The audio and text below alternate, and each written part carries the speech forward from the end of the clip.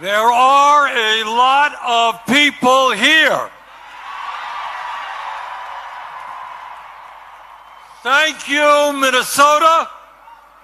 And let me thank Indivisible, Move On, 5051, and all of the organizations that have made this great event possible.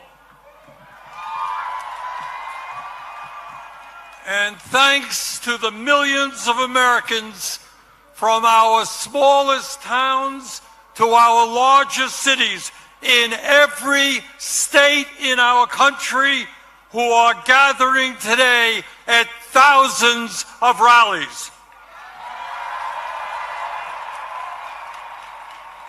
It is absolutely appropriate that we hold a major No Kings rally right here in the St. Paul, Minneapolis area. When historians write about this dangerous moment in American history, when they write about courage and sacrifice, the people of Minnesota will deserve a special chapter for themselves.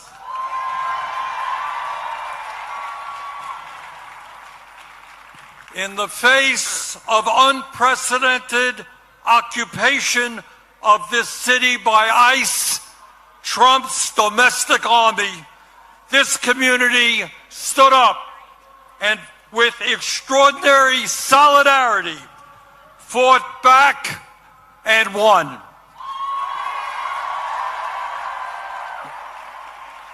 Minnesota showed the American people, and in fact the world, what democracy is about, what grassroots activism is about, and what standing up for the American ideals of freedom and justice is about.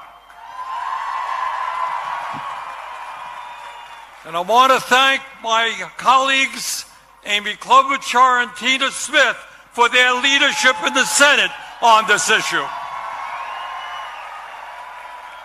And today, we remember and honor two brave Americans, Renee Good and Alex Preddy, who lost their lives in the struggle.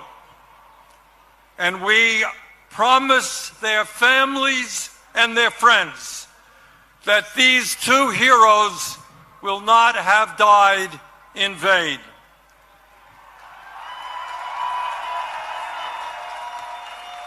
Their sacrifice has inspired and will continue to inspire the American people in the never-ending struggle for justice. As all of you know, we are living in an unprecedented and dangerous moment in American history. In many ways, the future of our country, and in fact the entire world, is hanging in the balance. And the actions that we take now will determine what the future looks like. The choices that we face are clear. In the wealthiest country in the history of the world, at a time of massive breakthroughs in technology, we now have the opportunity to create a nation in which all people can enjoy a dignified standard of living, where we wipe out bigotry and hatred, and where all of us can live in peace and participate in a vibrant democracy.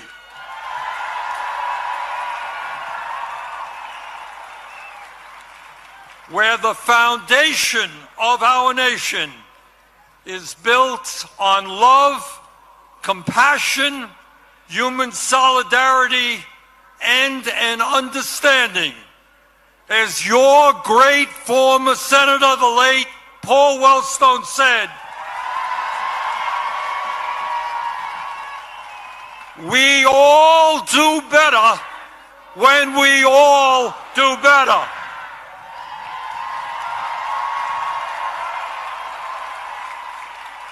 And that is one vision for the future, a vision that, in my view, the vast majority of the American people share. But there is another vision out there as well, a darker vision. It is a vision which says that we must give up on democracy, that we are too stupid and inept to govern ourselves, and that we must put more and more power into the hands of one man. It is a vision that says we should accept an economy in which a handful of oligarchs have unbelievable wealth, while the vast majority of our people struggle to put food on the table. It is a vision that says that the only thing that matters in life is the accumulation of money and power. And that it is okay if we lie, cheat, and steal to achieve those goals. It is a vision which says that we must hate each other because of where we were born. Hate each other because of a different language that someone speaks. Hate each other because of the differences in the color of our skin, or our religion, or our sexual orientation. It is a vision that foments hatred and hatred and hatred, division, division, and division. It is an Orwellian vision which says that we must live in a constant state of fear, that we must always have an enemy, and that we must always be at war. It is a vision which says that we have unlimited amounts of money for bombs and guns and killing, but never enough money to feed our children, provide affordable housing, or enable our parents to retire with dignity. Today, here in Minnesota, in Vermont, and in every state in the country, we say loudly and proudly that as Americans, we will never forsake our heritage. We will never accept authoritarianism. We will never accept oligarchy. And we will never accept a president who is a pathological liar, a kleptocrat, and a narcissist who is undermining the Constitution of the United States and the rule of law every day.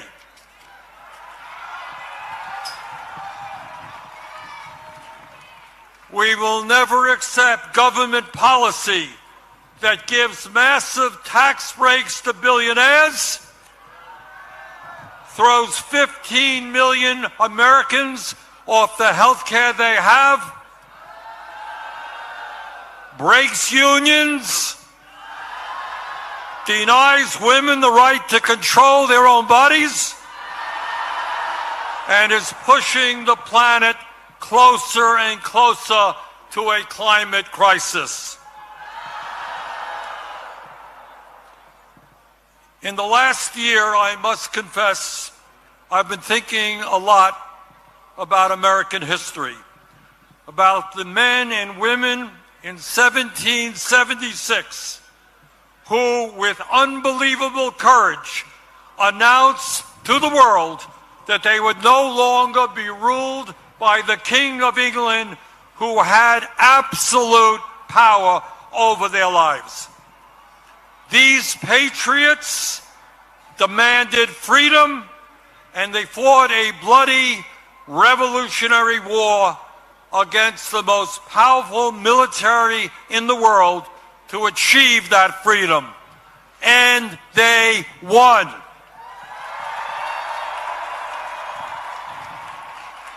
And after their military victory, they established the first democratic form of government in modern history.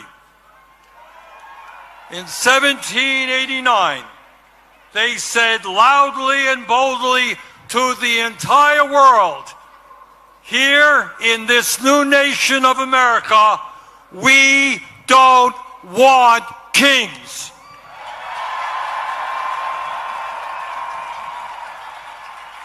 And let us never forget the extraordinary and powerful words they left to us. Quote, "We hold these truths to be self-evident, that all men are created equal and they are endowed by their Creator with certain unalienable rights, that among these are life, liberty, and the pursuit of happiness."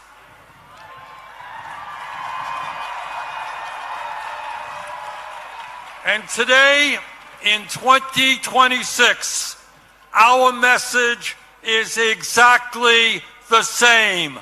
No more kings. We will not allow this country to descend into authoritarianism or oligarchy. In America, we, the people, will rule.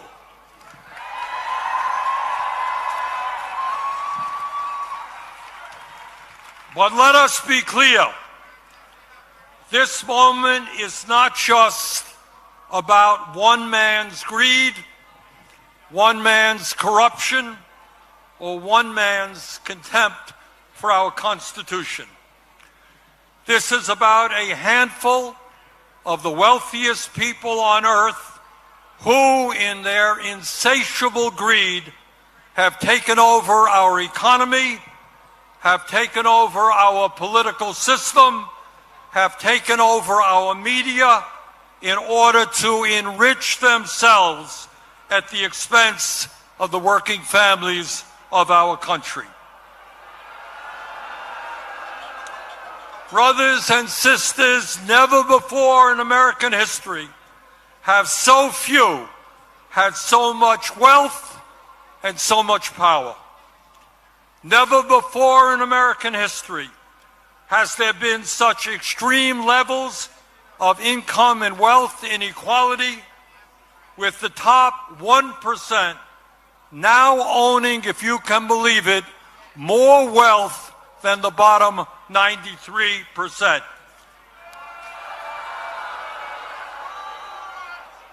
Never before in American history had we seen the super rich expand their wealth so rapidly.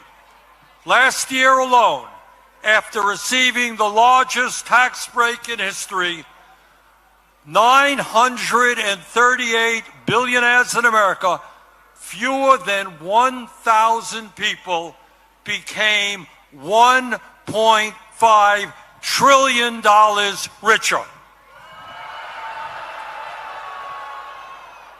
And our president, honest Donald Trump, became over $1 billion richer himself. Never before in American history have we seen a ruling class within a corrupt campaign finance system spend so much money to buy politicians.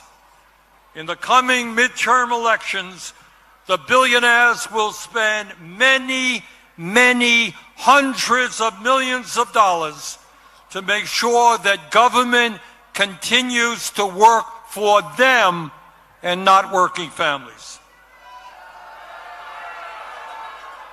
Meanwhile, while the richest people in America become much, much richer, 60% of our people here in Minnesota, in Vermont, and all over this country are living paycheck to paycheck, struggling to put food on the table, struggling to pay their rent and their mortgage, struggling to pay for child care and education, and struggling to put a few bucks aside for a decent retirement. In America today, tens of thousands of our people die every year unnecessarily because they cannot afford to go to a doctor. And unless we change how our economy works, our younger generation, our kids, for the first time in modern history, will have a lower standard of living than their parents. So today, we not only say no to Trump's authoritarianism, we say no to Mr. Musk, no to Mr. Bezos and Mr. Zuckerberg and Mr. Ellison and all the other multi-billionaires. You cannot have it all. We will create an economy that works for all Americans, not just the 1%.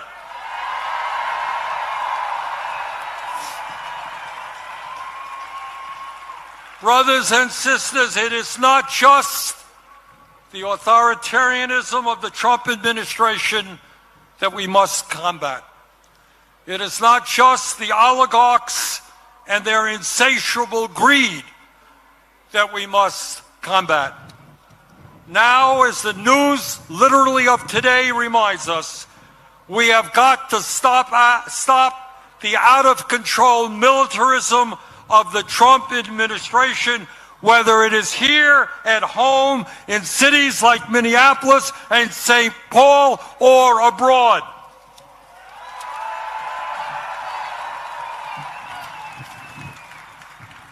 Let us be honest. The American people were lied to about the war in Vietnam. We were lied to about the war in Iraq. And we are being lied to today about the war in Iran. This war must end immediately.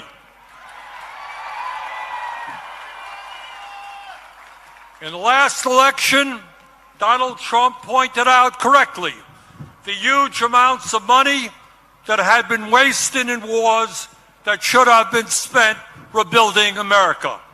He campaigned as a peace candidate, and he promised no more forever wars.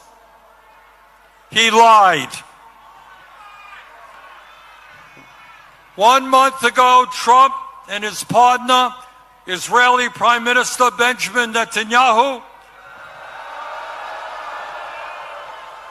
started a war with Iran. This war is unconstitutional. Trump did not seek or receive authorization from Congress. This war is a violation of international law. One sovereign nation cannot simply go about attacking another sovereign nation for any reason it chooses.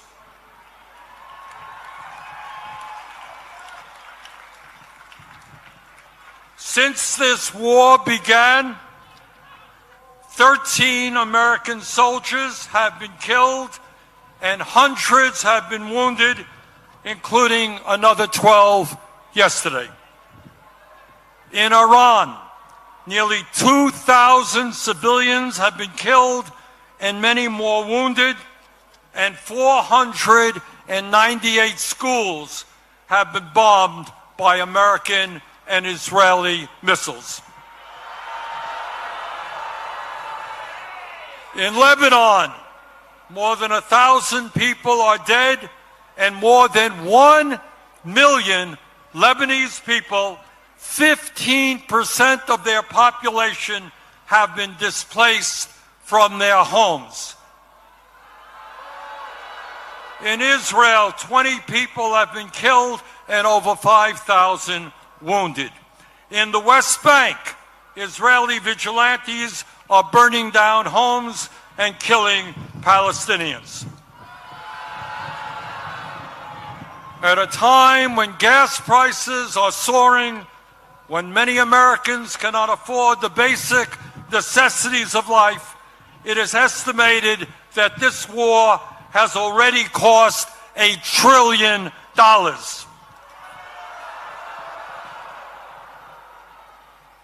At a time when the American people are politically divided, there is one issue that is bringing us together. Conservatives, moderates, and progressives are speaking out in unison: end this war.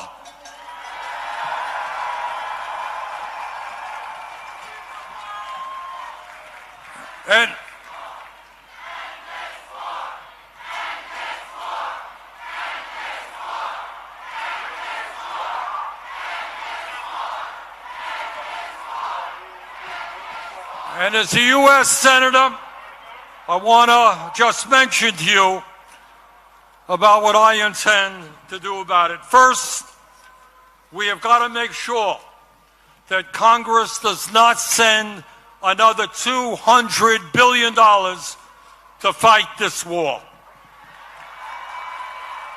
Trump's supplemental appropriation for the war in Iran must be defeated. Secondly, I will be forcing a vote in the Senate on legislation to block the sale of nearly $1 billion in weapons to the Israeli military for bombs and bulldozers.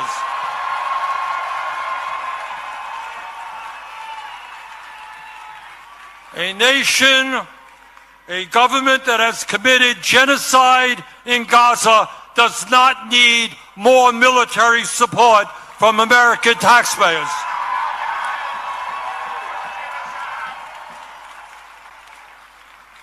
My fellow Americans, we are all proud to live in a country which throughout our history has inspired people throughout the world to struggle for freedom, for democracy, and justice. And we understand that when we stand together and not let demagogues divide us up, we can continue to inspire the world to believe in a brighter future.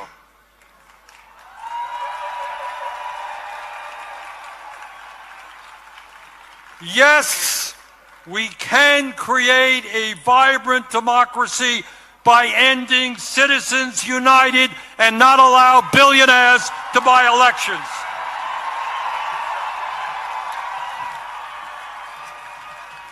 Yes, we can create an economy that works for every man, woman, and child in our country, and not just a handful of billionaires. Yes, we can make certain that the revolutionary technologies of artificial intelligence and robotics are used to improve life for all of us and not just make the rich owners of that technology even richer. Yes, we can and must join the rest of the industrialized world and guarantee health care as a human right for all of our people.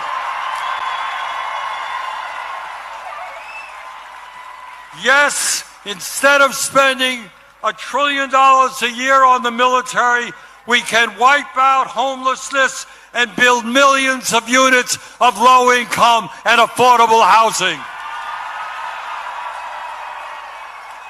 Yes, in the richest country on earth, we can have the best public educational system in the world, tuition-free from child care to graduate school. Yes, we can expand Social Security and radically improve our pension system so that every senior in America can retire with dignity. Yes, we can raise the minimum wage to a living wage and guarantee every worker the right to join a union. Yes, we can guarantee that every woman in this country has the right to control her own body.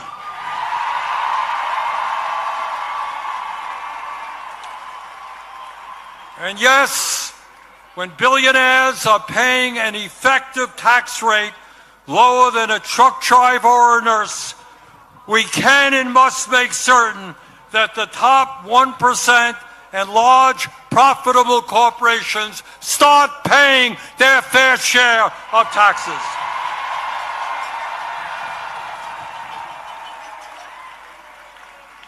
My fellow Americans, the establishment, including the corporate media and many of my colleagues in Congress, want you to believe that you are powerless. They want you to believe that you cannot change the status quo, that because of their wealth and their influence, there is nothing you can do to combat them. But that is a lie.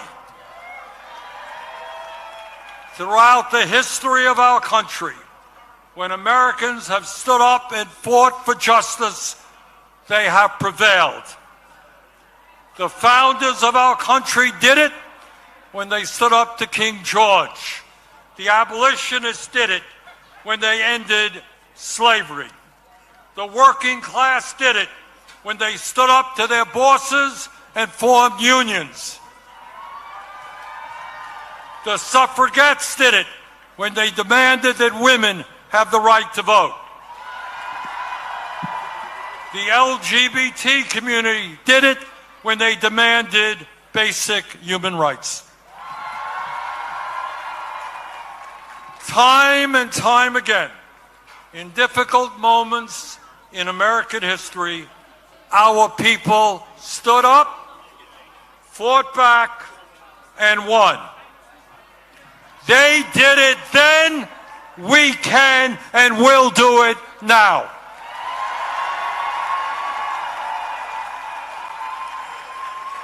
Today, March 28th, 2026, millions of Americans are out on the street demanding freedom, democracy, and justice. But we must make certain today is not the end of our struggle, it is the beginning.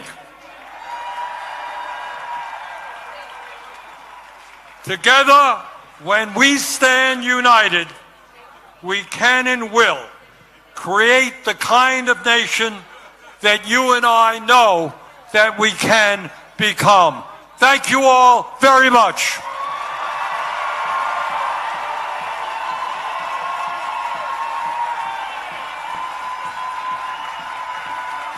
And now, please welcome to the stage